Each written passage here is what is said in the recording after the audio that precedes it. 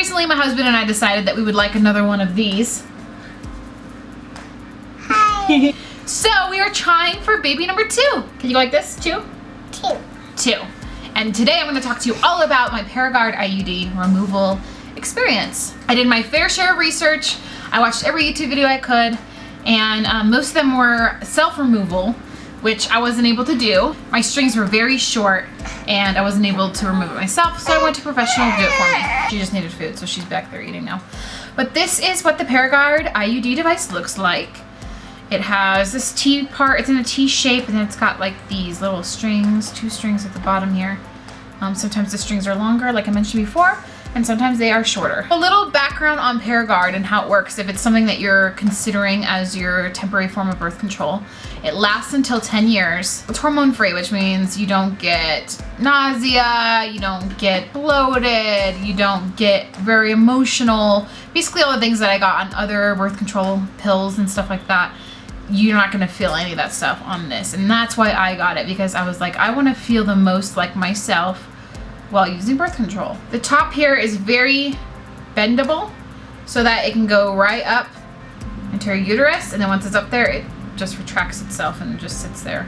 Kind of holds it up. I'll just talk about really quick my insertion process if you're wondering about that. It took a while for them to insert it into me just because of the fact that I never dilated when I was pregnant. So it took about 2 hours because they had to like dilate my cervix a little bit to get it up there. But that's not normal. That's not how most cases are. Most of the time they can just stick it right up there. They have like a little tube.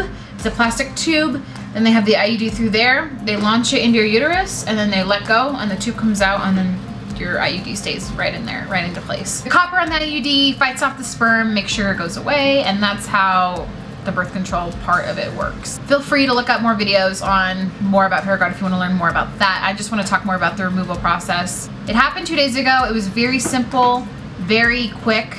I was in the office for about an hour just because I had to wait. There was one doctor on duty, so I had to wait for a little bit. But other than that, it was a very simple procedure, and I had done my fair share of research, trust me. Like I said, I've watched so many YouTube videos. One thing that I didn't really read about that much was the fact that it was gonna be a little painful.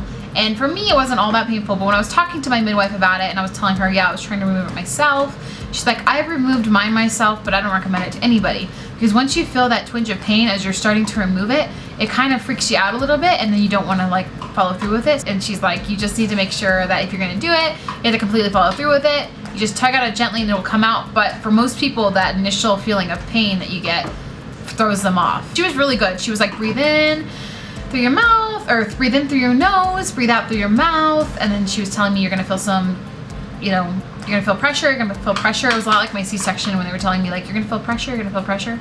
And then she was like, you're gonna feel a twinge of pain. And like she pulled it out, and it was like a really sharp cramp for like a half of a second. And then it was out. And that's literally all I felt. And for the rest of the day, I didn't have cramps. I thought for sure I was gonna have to take ibuprofen or something. I thought for sure I'd be crampy. Nothing at all. I didn't have any bleeding whatsoever, maybe like 2 or 3 drops, and that's it. Some people have had, they've had to fill up pads after removing their IUD. She told me that if you're able to remove it without there being any blood, there shouldn't be any blood at all.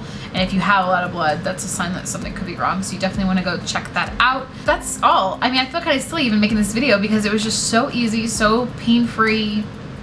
Yeah, it was totally simple. Now, the price is very expensive to get it removed. So if you guys are looking at getting it removed, make sure you weigh all of your options. Maybe your doctor will remove it for free. Mine didn't. So I had to go search around for the best deal that I could find. The average price that I found is around the $200 range. Even Planned Parenthood will do it for like $230.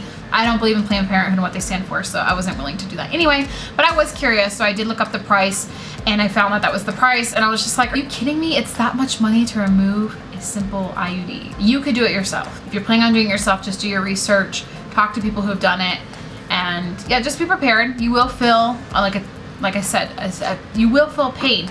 And if you're like sitting there holding it and you like are afraid to remove it yourself, you're gonna keep feeling that pain.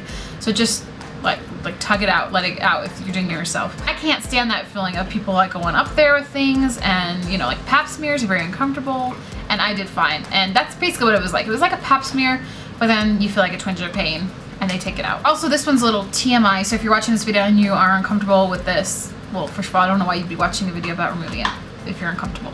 but if you are, just click out. Okay, so when they removed it, a lot of cervical mucus came out. And I think it was because I was ovulating when they took it out, but maybe it's also just a buildup in there. I'm not sure if that's gonna be normal for everybody, but just be prepared. It was nice to have a panty liner on my underwear. I did have one on there, and there was definitely like a lot of cervical mucus that came out. So just prepare for that just in case that kind of thing happens. If you guys have any questions about removing it, if you have any questions about Paragard itself, if you have any questions about the insertion process, pretty much anything about this whole journey that I've been on. I've had it for almost 2 years before I finally removed it, so I had it for a good stretch there. If you have any questions, please be sure to leave them down in the comments below. I try to answer them in the best way that I can. Again, like I said, if you have any questions about Paragard itself, ask your doctor or go online and Google search it. I'm not a medical professional, so I don't know like all the details about it or anything. But it worked for me and it worked for my family. I don't know if I would ever go on it again. I mean, probably. I guess it just depends on where we are, if we have another baby, and what we end up doing from there. But like I said, I really did like the fact that it was hormone free, so I never felt any side effect. Like, it just felt like normal. It didn't feel like anything was inside of me, and I really liked that. Periods were a lot more heavier and longer, but other than that, everything was pretty much the same. Hope you guys enjoyed that video. Hopefully it was somewhat informative. If you guys are scared about getting yours removed, don't be scared.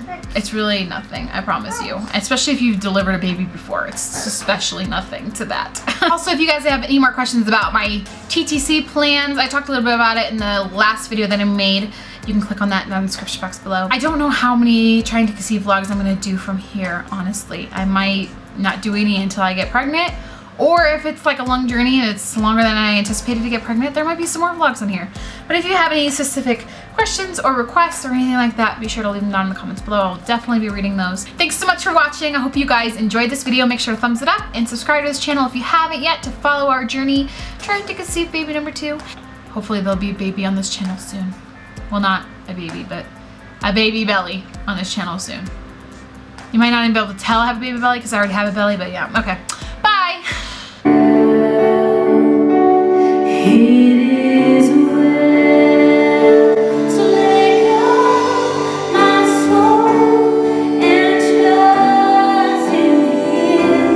Ways of